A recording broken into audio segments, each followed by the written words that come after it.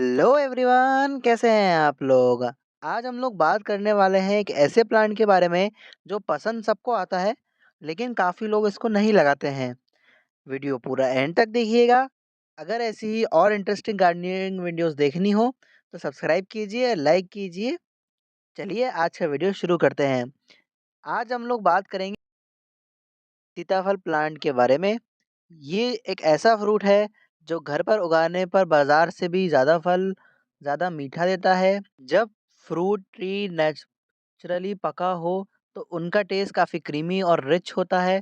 सीताफल का टेक्सचर बिल्कुल नेचुरल डेजर्ट जैसा होता है। इसमें कोई आर्टिफिशियल राइपनिंग या फिर पॉलिश की नीड नहीं होती। फिर भी इसका फ्लेवर स्ट्रॉन्ग और नेचुरल होता है। ये प्लांट गर्म क्लाइमेट में भी बहुत अच्छा परफॉर्म करता है और अगर सही केयर दी जाए तो पॉट में भी अच्छी फ्रूटिंग देता है।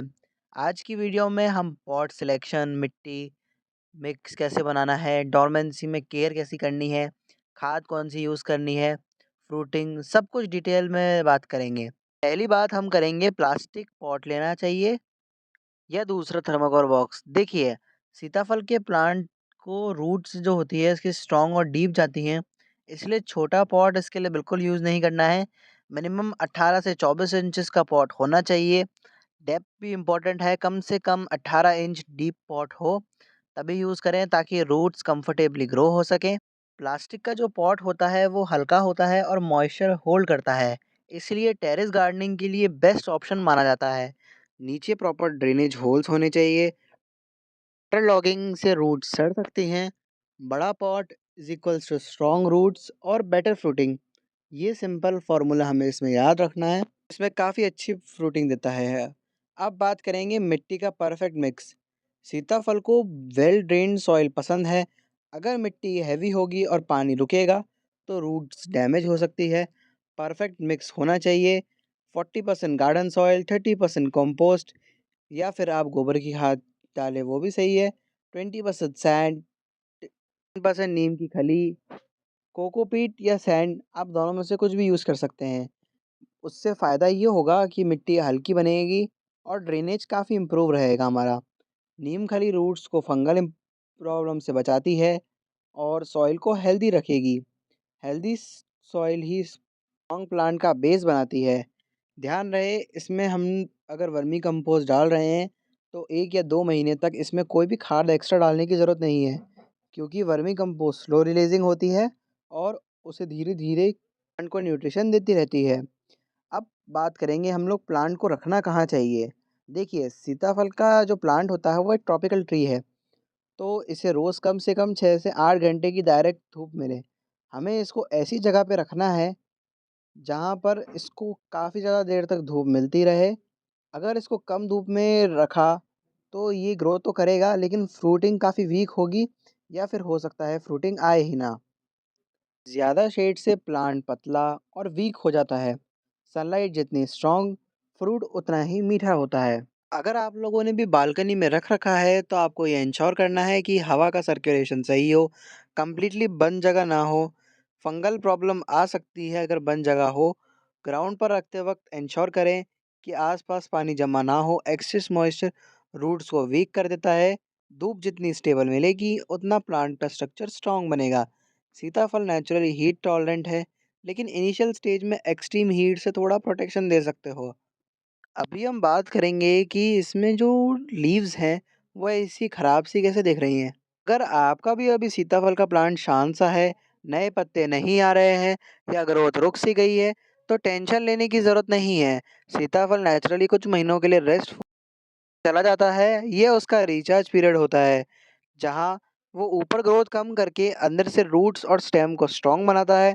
डोरमेंसी के टाइम सबसे बड़ी गलती लोग यही कर देते हैं कि ज़्यादा पानी और ज़्यादा फर्टिलाइज़र डालना चालू कर देते हैं, जबकि सीताफल के प्लांट को ऐसी नीड ही नहीं होती।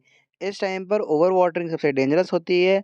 मिट्टी को कंप्लीट सूखा भी नहीं छोड़ना है, लेकिन सब पानी सभी डालना है जब मिट्टी सिर्फ ड्राई लगे। इस फेज़ में कोई हैवी फर्टिलाइज़र बिल्कुल भी नीड नहीं है। नाइट्रोजन देने से पत्ते ज़बरदस्ती न्यू ग्रोथ निकालने की कोशिश करेंगे तो वीक होगी और क्लाइमेट टॉलरेट नहीं कर पाएगा प्लांट। अब हम लोग बात करेंगे कि इसमें फ्रूट्स कब आएँगे। तो देखिए, सीताफल के प्लांट में बाकी प्लांट्स की तरह इजीली फ्रूट्स नहीं आते। इसका प्लांट थोड़ा मूडी होता है। सीताफल जनरली वार्म सीजन में फ्लावरिंग का स्टार्ट करता है। मोस्टली समर के बाद या मानसून के टाइम फ्लावर्स आते हैं और फिर फ्रूट्स डेवलप होते हैं।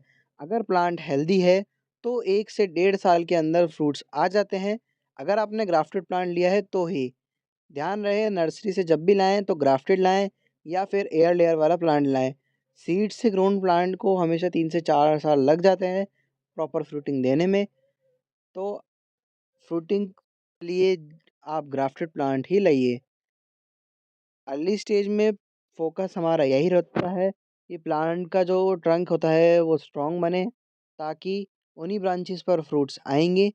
फ्लावर आने के बाद सब फ्लावर्स फ्रूट में कन्वर्ट नहीं होते।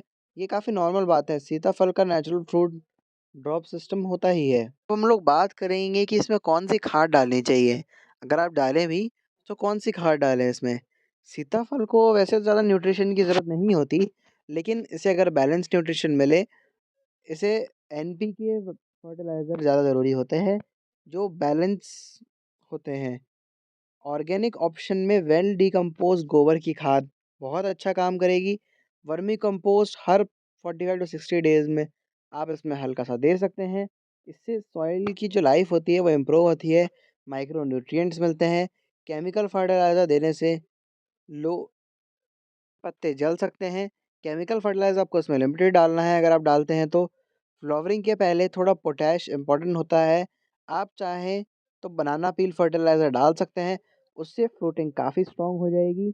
माइक्रो न्यूट्रिएंट्स का अगर आप स्प्रे करते हैं तो वो भी इसमें ज़रूरी होता है, फ्रूटिंग आ रही हो। अब बात करेंगे कि फ्रूट स्वीट और हेल्दी कैसे मिले। तो देखिए दोस्तों, सीताफल का टेस्ट डायरेक्टली सनलाइट और प्लांट की हेल्थ पर डिपेंड करता है। जितनी का अच्छे से धूप मिलेगी इसको, उतनी शुगर कंटेंट इसमें नेचुरली डेवलप होता है। शेड्स में फ्रूट डेवलप होते हैं, लेकिन स्वीटनेस काफ़ी कम रहती है। वाटरिंग पैटर्न भी टेस्ट को अफेक्ट करता है। फ्रूट डेवलपमेंट के दौरान ओवर वाटरिंग से फ्रूट को डाइल्यूट हो जाता है।